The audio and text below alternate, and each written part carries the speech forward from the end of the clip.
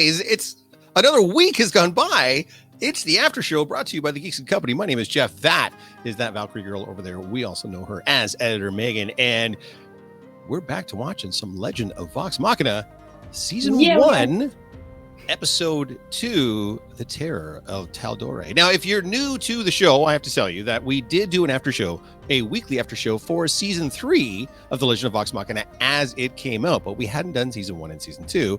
Megan and I agreed, we love the show. Why don't we go back and rewatch it from the beginning? So that's what we're doing. And another caveat that everyone should know, if you're just picking up on us now, we don't know anything about Critical Role. We haven't watched the YouTube series. We don't know the campaign. All we've done is watch the show through, and we decided we're going to do a rewatch of the show. So hopefully you guys are joining us in a rewatch, or you're watching it for the first time. Either way, spoilers there be, and there are definitely some happenings in this particular episode that we got to get to. There are many happenings. I forgot how many happenings there were in this episode. Let's dive in with this particular episode. We do get a pep talk from the general, the big, huge, burly general with his shining armor. And there's all these Tal'Dorei or Iman soldiers who are, of course, as soon as they get the pep talk, and they're all like, yeah, the dragon attacks. And to their peril, by the way. Now, one of the captains of the guard decides that they're going to make a stand and they're going to fight the dragon. And boy, howdy, was that not the right move? That was not the right move. Just immediate, just crisp. Death, destruction, mayhem, chaos. In fact, halfway through the fight, the remaining soldiers are like, no, we're not doing this. And they just try to beat feet. And the dragon's like, well, we won't be having any of that. And just murderizes all of them. I have to say, this particular scene, the violence was pretty brutal, actually. They were not shy about showing you exactly how this dragon was just going to absolutely wreck this entire company of Tal'Dorei soldiers. So yeah, they really leaned in for the beginning of last episode and the beginning of this episode. They're like, how many unique and creative ways can we have this dragon just kill people? Yes. And so again, if you are squeamish or faint of heart, please note, if you haven't watched this episode, yeah, they don't not show you anything. It's pretty darn graphic watching this dragon clean house of all these soldiers right after their pep talk. So we felt bad. We then get back to the Council of Tal'Dorei, and they're, of course, discussing. The general says only a few of us made it out alive. The general happened to be one of them. Not a scratch on him, by the way. There is a reference, Allura makes a reference to a red dragon that they had fought and defeated before. That is a big old piece of foreshadowing that I didn't catch the first time through because, of course, I didn't know anything about it. Yeah, I didn't know to look for it. Yes. So she said, because the king turns to her and says, well, you've dealt with dragons before. And she's like, yeah, but that was a red one and that was a long time ago. So that's going to come in handy come next season, kids. So just be aware of that. But once again, as Vox Machina is there in front of the council, Vex gets the willies again, as she tends to get whenever there's a dragon about. And they decide it's the creepy dude. They're like, hey, what about these people? There's one suggestion that is thrown out is Allura. And then, yeah, everyone else immediately is like, no, this guy. Yeah. I mean, to be fair, it was only Scanlan that suggested Allura, and only because she's prettier than he is. So he never trusts anyone prettier than him. Never trusts anyone prettier than him. Now, big of him to decide that Allura is, in fact, prettier than he is. But when they were first leaving the castle, I love the quick little cutaway from showing the guards, like, giving Trinket belly scratches that they, like, quickly stand up and are like, what? Nope, nothing Nope, we weren't doing anything at all. Yeah, so we do get, I guess at this point, it becomes time. The crew kind of goes off and does separate missions, right? They have their own little side quests. Vax decides to pay a visit to Gilmore. This is the first time we meet Gilmore in the series. Gilmore is as fabulous as always. Yes, absolutely love Gilmore. They go to Gilmore shop. Gilmore is like a purveyor or a what would you call it? Like a merchant of magical items of every shape, size, and color, and apparently price point. Because when Vax says, hey, how do we kill the dragon? Gilmore's like, well, if you got 20,000 gold, I'm happy to sell you this lance of dragon slaying. And Vax has been repeatedly saying for the first 2 episodes, we broke. Yeah. So, in fact, I think the last time they said 3 silver, which seems like a bit shy of the 20,000 gold they would need for this lance. So he does settle on some advice that he pays a couple of silvers for, and Gilmore gives him some kind of a prophecy from a book about how to kill a dragon where the twin rivers meet. It's like all these things for dragons. It's always so like poetic and fantastical. There's never real advice. And then he's like, no, it is prophecy masked in an enigma, wrapped up in a mystery. And Snarly Trinket is snarly, as especially Grog and Scanlan, who, by the way, make the worst pair you could ever imagine of any two humans or any two people. I guess neither one of them are technically human. But anyways, regardless, bad pair. Scanlan is like the poster child for ADHD, and all Grog wants to do is drink ale and eventually eat a sandwich. So while these shenanigans are afoot, they do see Creepy Guy. They're like, oh, there's Creepy Guy. That's who we're actually supposed to be watching out for. And they do follow him to this grand mansion of some kind. And they decide, well, we better get the rest of the gang because we're going to have to break into this mansion. Yeah. And as they're leaving, that's right. Grog's like, can I have a sandwich? So they end up breaking into this manse. They get the whole gang. Yeah, they get the band back together again. They break in. They try to use magic and Keyleth gives it a shot. Scanlan gives it a shot, and Vax just grabs a toothpick and just opens it with a single toothpick and talks about finesse. They then run into Creepy Dude, who's obviously creepy and is totally has to be the bad guy as he's rifling through and stealing scrolls. And then he's stabbed with a sword right through the back. In the back from behind by the real villain of the piece, who is... I was say the general dude. He has apparently been evil the whole time, and he's the one working with the dragon. General Krieg is his name. Now, it should be noted that when they come upon Ference, who they think is the bad guy, the creepy-looking dude in this manse stealing these scrolls, Vex is completely unaffected. As soon as Krieg enters the room, Vex has her little migraine headache and actually hits her really hard and falls to the floor. But you're right. At this point, our intrepid band of heroes assumes that Krieg is in league with the dragon. I didn't mean for that to be poetic, but here we are. They really did time that out just perfectly because, Creepy Dude was even like, oh god, you're here, you're useless, but I'm going to tell you this anyways. There's something wrong. I'm gathering evidence to... Death. And then Krieg is like, yeah, I only brought you guys in because you're idiots, and I knew we wouldn't have to worry about whatever you guys might get up to. He then beats feet and disappears, and they're in a room trying to find wherever Krieg went. Pike seems to have some sort of ability to sense magic, and she uses this ability to say, everything in this room is magic. A really neat little cutaway that I only noticed here on this rewatch. At one point, one of them looks down on the floor, and there's a tiled mosaic on the floor of all 5 chromatic dragons. I was going to say, the 5 different chromatic dragons. Yes, so very, very cool little thing, and again, a little bit of foreshadowing for those that are on the rewatch with us, and not spoiling anything for those that are watching it for the first time. For whatever reason, Grog falls in love with a painting of a nude something or other sylph, maybe that's kind of looking over, and she is booty to the camera. Hey, it's when Keyleth gets mad at him for being creepy and staring at this dragon painting that she throws a book at his head, misses throwing a book at his head, and the book goes through the painting. Now, I don't know how you miss Grog if you're throwing something at him. He is a very large person. Know. But regardless, yes.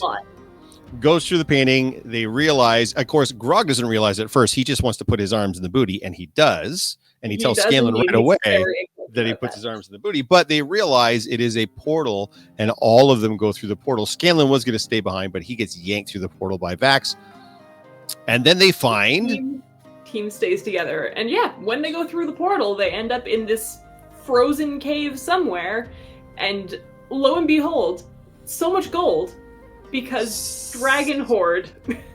Okay, if I could say in league or Krieg is in league, you don't get to say behold with the gold. Like, come on, there's got to be. You're right. They do recognize. They see all the gold, and they're immediately, because I'm assuming they're broke all the time. They immediately rush towards the gold, and not one of them immediately realizes where all this gold comes from. It's eventually Vex that says this gold didn't just fall from the sky. This is the dragon's hoard. And then comes across this weird rock that's got these oval shapes in it. One of them turns into an eye. I'd like to point out, not Brimscythe's eye, not the blue dragon's eye. It's a different eye altogether. It's a green eye. And intruder alert, and all of a sudden, of course, we get not the dragon, we do get General Krieg. And he's got his little monologue. Up on his cliff. And it turns out he's a were-dragon, apparently, because in front of our eyes, he doesn't just like snap his fingers and then like the illusion fades and he magically becomes the dragon. No. He like morphs, he like wolfs out, dragons out, I guess, into this dragon. So I've never seen a were-dragon before. Kids, we've got a were-dragon. That's who Brimscythe is. And immediately the dragon fight ensues. The dragon fight, to be fair, is really well done. It is very well done, and it went way better for them this time around. It did, and which is interesting because, of course, now they're no longer out in the open. They're in a much, much more enclosed space. So while the dragon can become airborne, there's only so high and so far they can get away from, which also means they're having to dodge lightning bolts throughout, which, I mean, works well sometimes, and sometimes it super doesn't. The dragon fight is a bit long, but at least we get an indication that the dragon is defeatable, harmable. Yeah. Two major things end up playing a factor. The first is Scanlan.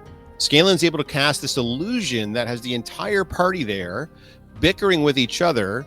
Brimscythe blasts them with the dragon breath, only to realize it was an illusion the whole time. While he's blasting, Vax realizes the prophecy he got from Gilmore with the twin streams meeting is some sort of marking that the dragon has on his neck. Yep, so you're supposed to cut through where like the lines of electricity kind of like show up on his skin. Which seems to be sort of like the plates that kind of go down horizontally on his neck. We do get a Scanlan's hand, which I believe is the first Scanlan's hand for this particular show. So I grin like a schoolboy. Vax cuts the dragon, and then I believe Keyleth charges an arrow. Pike charges the arrow for... Pike charges the arrow from Vex, and that hits the dragon as well. The dragon is still, like, he's bleeding, and he's not looking too good, but he's also not done. He's very mobile, and he's pissed off. To which point, Vex turns to Grog and says, he's on the ground now. He's nice and low. He is nice and low, and therefore it is time for the barbarian to barbarian. Yes, so we get to see Grog do something that he does throughout the show, and I don't know if it's meant to be like some sort of an activated ability or power or whatever, but he literally hulks out, essentially. It looks like he even gains a bit of mass, his muscles get all veiny, his eyes go white, and he wants to rage, and this seems to give him some level of power beyond what just him being a big brute can, and he essentially solos the fucking dragon. He cuts the dragon's head in half. He sure does. And rips off one of its teeth to be able to show back at Iman, back in the kingdom of Tal'Dorei, and... Well, he has proof of a kill. It's always good to bring proof that something is dead. As they're realizing the dragon has perished, the cave starts to cave in on them. It sure does. They cannot catch a break. They just finished killing the dragon. Now they need to escape the crumbling surroundings. Yes. So two of them are smart enough to grab some loot before they go. Vex has an armful of the loot. Scanlan grabbed a crate, which ended up being not wise. He does end up spilling the crate. He grabs a couple of items that drop from the crate that will... Well, the troll dick is not going to factor in, but the rest of the items are going to factor in a little bit later on, so we get a little more foreshadowing there, kids. But as they're about to leave the portal, Vax does something first. He still has the little silver coin from the last episode and goes, "We got him, kid," and then throws the coin back into the cave. At which point, the rest of the cavern comes down, so that dragon is dead, head split in half, buried in stone. They end up back in Tal'Dorei, and now they're getting their flowers. They go before the council. Clearly, they must have showed them the tooth off camera, and the king says, "You are now protectors of the realm." And the guys are like, "Yeah, that's great. Where's our money? Where's our pay?" They bring out the box and open it, and what's in the box? the box has keys and a scroll. Yes. And nothing else. You can see the level of disappointment on their faces when it's realized that they're being given their own keep. Now, not everybody's disappointed. A couple of them get downright emotional. A few of them have a moment because Vex and Vax are like, we have a home again. And then Kayla proceeds to not read the room and go over and freak out together and then realize that she didn't read the room. Yeah, kind of. I mean, they're happy and she's happy too. So it feels like it's still on par. Like I could see myself doing that very same thing. And I can see you doing it too. Like you don't realize they're having a tender emotional moment. You just think they're happy just like you're happy. Everybody seems to be relatively happy except for Scanlan, who immediately asked how much they think he could sell it for, to which they give him the big old scowl like, dude, we're giving you a keep. And he's like, yeah, okay, never mind. Yeah, it's like that. Fine. Yeah. And it looks like our intrepid heroes have landed in a keep, in a kingdom. They'll be protectors of the realm. The dragon is dead. What more could possibly go wrong? When we cut to a carriage on a roadway. We do indeed. They mentioned that they have people coming to the castle for some sort of a meeting of the world kingdom nobility type thing. Yeah, just to take stock of. I'm assuming now that we are in what they believe to be a post-dragon world, how things are going to move forward. And we do flash into a carriage that has a very good-looking older couple in it. Yes, we do. They get accosted by a band of thieves.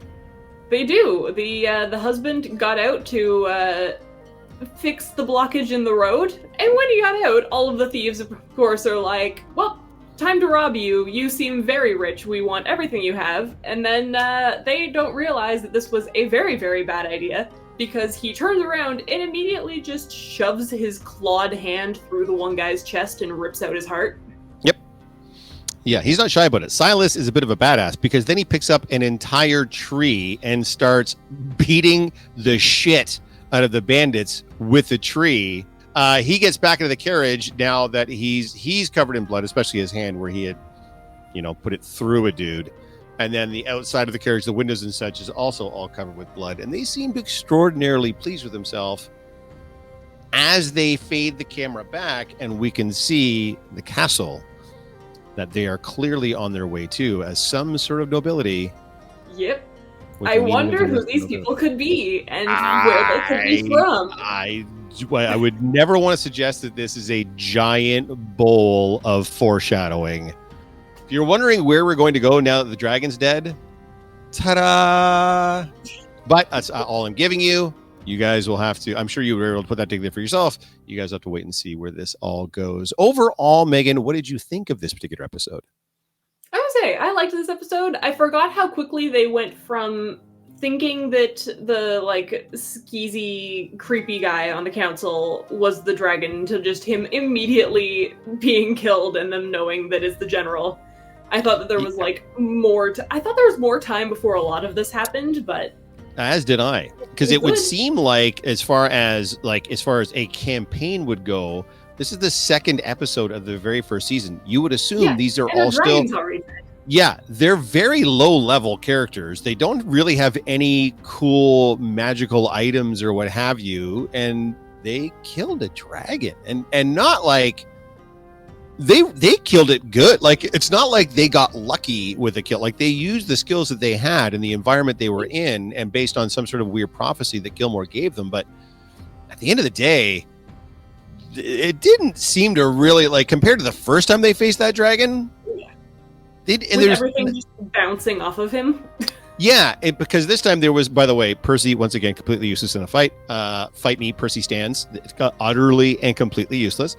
Other than that, they took that dragon down pretty darn easy. So it's going to be curious to see. Well, it's not curious to see. This is a rewatch for us. But where this season is going to go, because like I said, we have 8 or 10 episodes left, and the dragon is already dead. Guys, we thank you so much for checking out the after show. Please, if you could, like and subscribe. We have a ton of different videos and different after shows on the Geeks and Co. channel. Once again, we appreciate you stopping by. Stay geeky, everyone.